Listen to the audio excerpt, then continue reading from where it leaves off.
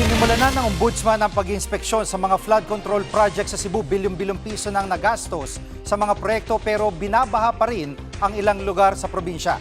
Live mula sa Cebu City, nangungun sa balita si News 5 Visayas correspondent John Aroa. John, ano pa ang iimbestigahan dyan ng Ombudsman? Sige, titingnan ng Ombudsman ang mga flood control projects sa Cebu kung may problema sa design at pagpapatupad pati na rin ang posibleng korupsyon. Ngayong araw, sinimula ni Ombudsman Boying Rimulya ang pag-inspeksyon sa mga river flood control project sa Talisay City sa Cebu. Kasama rin niya mga investigador ng Ombudsman Visayas. Isa ito sa ilog na umapaw noong bagyong Tito noong nakaraang taon.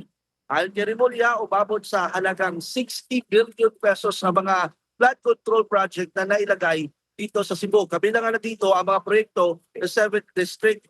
Gamit ang mga coordinates ng mga proyekto, tinitingnan din ng Ombudsman kung tama ba ang mga project location at kung talagang naipatupad ang mga ito. Nabanggit din ni Rimulya na susuriin ang isang proyekto sa Balamban, Cebu kung may posibilidad na paglipat ng project location. Sinabi rin ni Ombudsman na posibleng may ghost project sa probinsya pero mangangala pa lang muna daw sila ng matibay na ebidensya. Narito ang payag ni Ombudsman Boying Rimulya. We always go by the evidence, so we're establishing that now. There will be cases filed by the Office of the Ombudsman Visayas soon, but it's not enough. We have to go more. I have to remind everybody, we cannot file cases just like that or put people in jail just like that. We need the evidence. Kailangan yung evidence matibay para mailatag namin yung kaso. John, may tinukoy ba ang Ombudsman na posibleng sangkot sa mga umano'y ghost projects?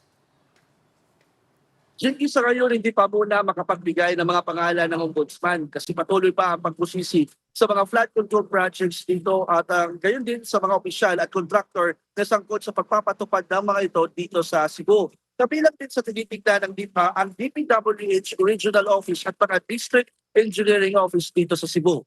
Sige. At sa iba pang flood control project, ano pang titignan ng Ombudsman? Sige, hindi lang ang Cebu ang nasa radar ng Ombudsman. Susuriin din nila ang mga flood control projects sa iba pang bahagi ng Visayas, kabilang na nga dito ang Bohol, Negros at Tacloban. Gagamitin din ng Ombudsman Visayas ang digital tools at iba pang mga teknolohiya para masuri ang mga proyekto. Makikipag-ugnayan din sila sa mga opisyal at mga residente sa mga lugar na sakop ng mga proyekto. Narito muli ang pahayag mula kay Ombudsman Rimulya. We're looking at Tacloban, specifically because the speaker came from Tacloban and was able to pour in a lot of money to Tacloban. At yan muna ang latest. Balik sa iyo, Jiggy. Yan ang ulat ni John Aroa live mula sa Cebu City. Mga kapatid, Jiggy Manikad po, pagdating sa mahalagang balita sa loob at labas ng bansa, dapat una sa lahat, mag-follow at mag-subscribe na sa social media pages ng News 5.